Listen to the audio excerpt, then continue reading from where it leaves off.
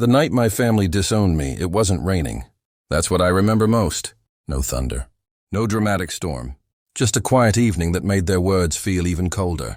We were sitting in the living room of my parents' house, the same house I grew up in. The walls were freshly painted, the furniture upgraded. Everything looked better than before. Everything except me. My younger brother sat on the sofa, scrolling through his phone, wearing a watch that cost more than my entire monthly salary. My sister leaned against the wall, arms crossed, eyes filled with impatience. And my father stood in front of me, not as a father, but as a judge. "You're 32, he said flatly, "and you still have nothing to show for it." I opened my mouth to speak, but my mother interrupted first. "We can't keep pretending anymore," she said. "Your brother is getting married. We have a reputation to protect." That word hit me harder than an insult. Reputation. I'd worked 2 jobs. I paid my own bills. I never asked them for money. But none of that mattered, because I wasn't rich. "I'm trying," I said quietly. "I just need time." My sister laughed. "Time?" she scoffed. "You've had your whole life." My brother finally looked up from his phone. He smirked. "You're embarrassing us," he said. "Do you know how it looks when people ask what you do?" That was when my father delivered the final blow. "You're no longer welcome here," he said, "until you can stand on the same level as this family. Don't come back." The room went silent. I waited. For someone, anyone, to say something else. My mother avoided my eyes. My sister looked relieved. My brother smiled. That was the moment I realized something painful. They weren't disappointed in me. They were ashamed of me. I stood up slowly, my legs shaking. "So, this is it?" I asked. "I'm your son. Your brother. And this is how it ends?" My father turned away. "We did our part," he said. "The rest is your problem." I walked to the door. No one stopped me. No one followed. When I stepped outside, the air felt heavier, like the world had decided I was disposable. I walked for hours that night, past homes filled with light, past families laughing through open windows, past a version of life that clearly wasn't meant for me anymore. I slept on a park bench, and that's where it happened. The pain in my chest came suddenly, sharp, crushing, final. As my vision blurred, one thought echoed in my mind. If I had money, they would have loved me. Darkness swallowed everything. I woke up screaming. My heart was racing. My hands were trembling. But the park was gone. The bench was gone. Instead, I was lying on a familiar bed. Too familiar. I sat up slowly, staring around the room. Old posters. A cracked mirror. A cheap wooden desk. My childhood bedroom. My breath caught in my throat. I ran to the mirror. The face staring back at me was younger, stronger, unbroken. I was 22 again. 10 years before everything fell apart. 10 years before they disowned me. 10 years before I died poor and unloved. I backed away, my mind spinning. "No, this isn't possible," I whispered. But it was. I remembered everything. The rejection, the humiliation, the cold eyes of my family. And suddenly, the pain turned into clarity. This time I wouldn't beg. This time I wouldn't try to earn their love. This time I would become everything they worshipped. Money, power, success. And when I returned, they wouldn't recognize the son they threw away. They would only see the man they needed, and I would make them beg.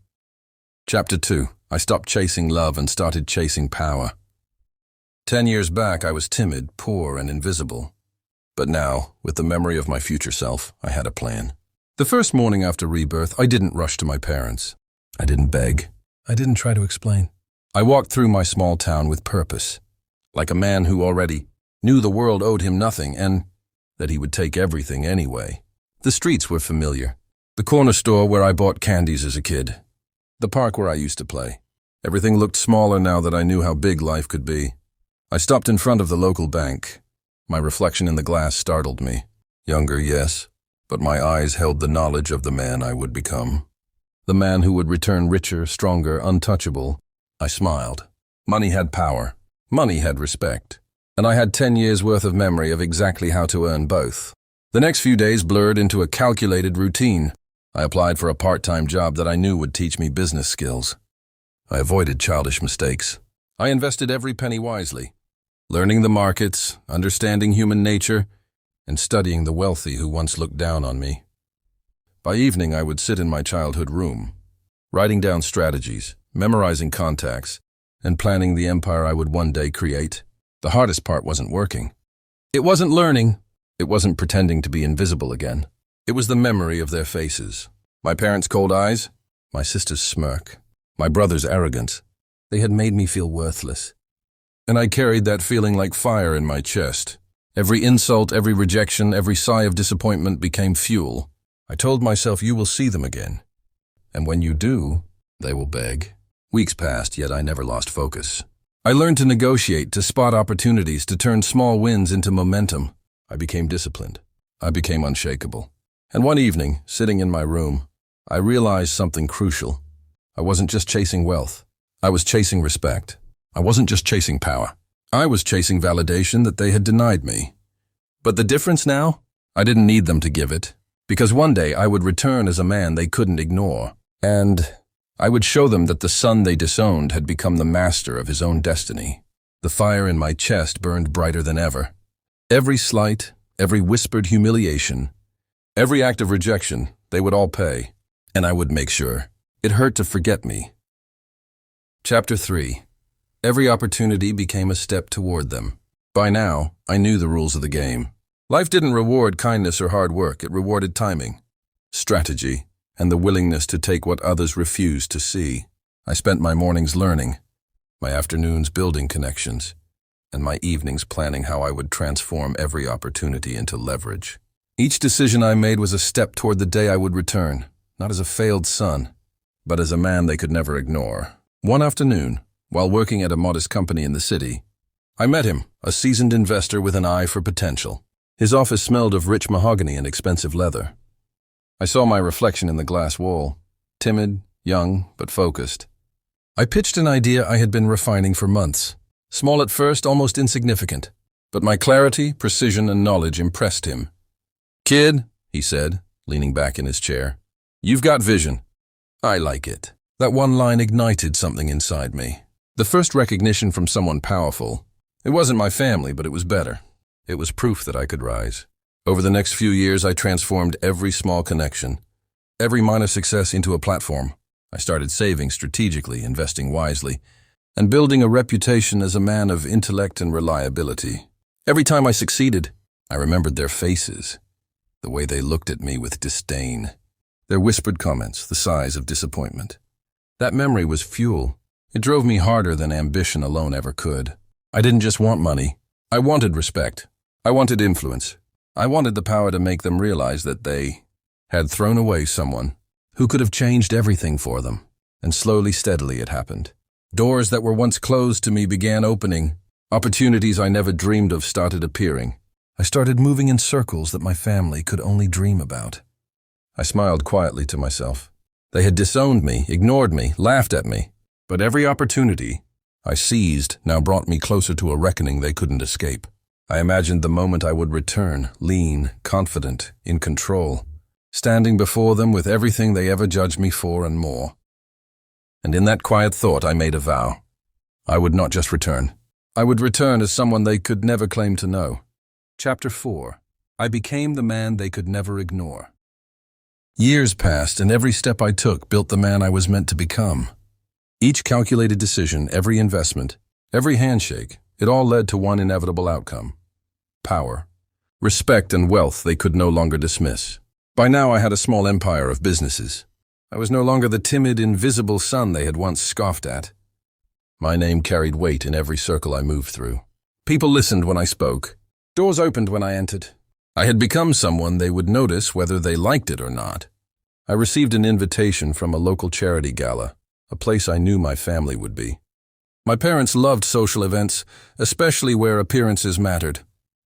My brother and sister would be there, flaunting wealth they inherited. For the first time in years, I felt a quiet smile creep across my face. I arrived in a tailored suit, expensive yet understated, my posture calm but commanding attention. The crowd shifted as I entered. Conversations paused, heads turned. Recognition, not yet, but curiosity, respect, that would come later. I spotted them immediately. My father, rigid in his designer suit. My mother, smiling politely but with eyes that tried to hide judgment. My brother scanning the room with arrogance. My sister, whispering to friends with a hint of superiority. I walked slowly past them, letting them notice every detail, the confidence in my stride, the sharp glint in my eyes, the aura of success. They didn't recognize me at first, and that made the moment even sweeter. Then subtle shock passed across their faces. My mother's hand trembled slightly as she sipped her drink. My father's jaw tightened. My brother's smirk faltered. My sister's whispers stopped mid-sentence. I smiled internally. Years of rejection, of humiliation, of being considered nothing, all led to this single moment. For the first time, they had to see me, not as the poor son they disowned, but as a man they had underestimated.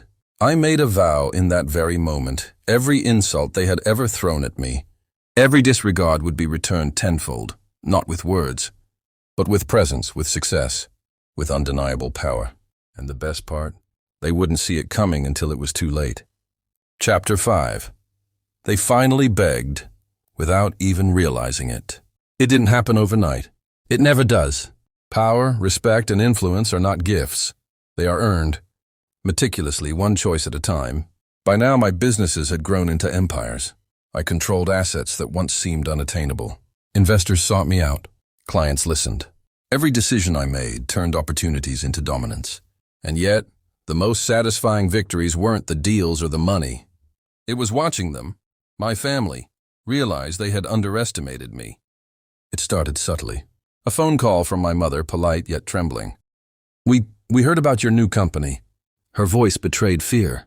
She tried to hide it with civility, but I heard it, the same way I had heard their disdain years ago.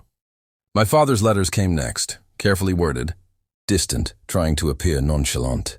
Every sentence screamed desperation. "We ignored you. We need to know what you've become." My siblings reached out as well, their arrogance replaced by curiosity, hints of regret. I smiled quietly. I had never intended to confront them directly, not yet. I was a storm, silent and unstoppable. The mere knowledge of my success, my return, had shaken them more than anything I could say. And then came the first real begging. It was subtle at first. My sister visiting my office under the pretense of reconciliation. My brother asking for advice on a business deal he clearly couldn't handle. My mother sending gifts, timid, careful, as if testing the waters. They didn't know it yet, but I held the cards. Every move they made revealed their fear, their desperation, and their dependency. I remembered every word they had spoken when I was rejected. Every insult, every look of disdain, every sigh of disappointment. And I let it fuel me, not hatred, but focus. I replied to their calls, their letters, their timid visits with calm politeness. Never arrogance, never anger, only presence, only proof. And as I did, I realized something. I didn't just want them to recognize me. I wanted them to feel the absence they had caused, to understand what they had lost. And as they begged in subtle ways, gifts, requests, advice, I knew the day would come when they would have no choice but to see me as the man I had always been destined to become. A man they once dismissed, a man they once disowned, a man they now needed. Chapter 6. The day they finally begged in person. The invitation came in the form of a simple message. "We need to talk. Please come home." My heart didn't race. My mind didn't panic. I only smiled. After years of humiliation, rejection, and exile, the roles had finally reversed. When I arrived at my family's mansion, the air felt different. It wasn't the warm comfort of home. It was thick with tension, with unspoken guilt, with fear of the man they once disregarded. My parents stood in the grand hall, faces pale, voices trembling. My mother's hands were clasped tightly, knuckles white. My father's posture was rigid, the mask of authority faltering under my gaze. My siblings lingered behind them, hesitant, uncertain, unsure whether to step forward or retreat. "Sit," my father said finally, barely masking the shake in his voice. I did, calmly, confidently. No trace of the timid son they had once known remained. "I've heard about your success," my mother said first, carefully trying to regain composure. "The companies, the investments, everything." "Yes," I said, letting the word hang in the air, calm, controlled, powerfully quiet. My sister stepped forward, eyes darting between me and our parents. We didn't realize. We didn't think you could." I raised a hand, stopping her mid-sentence. "You thought I was nothing," I said softly. "You treated me as if I were disposable." Her voice faltered. My brother swallowed hard. My mother's lips trembled. I am nothing you haven't seen, I continued. But what I became is everything you ignored. Their silence spoke volumes. Shame, guilt, disbelief. For once, I didn't need to demand respect. It was theirs to give, and they struggled to even look at me without trembling. I leaned back slightly, observing them. Every emotion etched on their faces told the story of regret I'd imagined countless times in my previous life. My father began, but I cut him off. You disowned me because I had nothing, I said, voice calm yet piercing. Now I have everything you wanted me to be. And you need me. But it's too late to take me back. Tears glistened in my mother's eyes. My sister bit her lip to stop from crying. My brother's hands clenched into fists. Powerless against the reality they had created. For the first time in decades, I felt complete. Not because of wealth, not because of power, but because justice, true justice, had finally arrived. They begged silently, through their eyes, their posture, their every trembling word. And I only smiled. Chapter 7. I left them begging and walked away free. I didn't raise my voice. I didn't insult them. I didn't need to. The silence in that grand hall spoke louder than any revenge ever could. My mother's tears fell quietly onto the marble floor.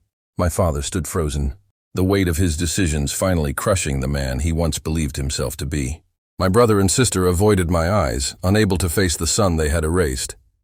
They waited for forgiveness, for mercy, for me to say, "You're still my family." But I didn't. I stood up slowly, buttoned my jacket, and looked at them one last time.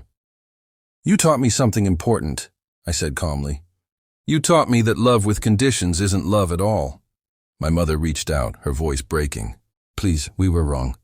I nodded. I know. That was all. No shouting. No reconciliation. No dramatic embrace. Just truth.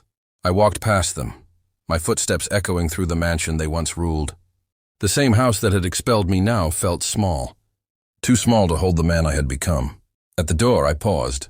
Not to look back, but to let go. The anger, the pain, the need for their approval. All of it stayed behind. Outside, the air felt lighter, cleaner, like the world had finally made space for me. For the first time in both lives, I wasn't chasing money, power, or revenge. I was choosing peace. They would live with their regret. I would live with my freedom. And that was the greatest wealth of all. Epilogue, soft ending for USA audience. Months later, I stood at the top of my company's new headquarters, city lights stretching endlessly below. I wasn't alone anymore. I had built something real. People who respected me.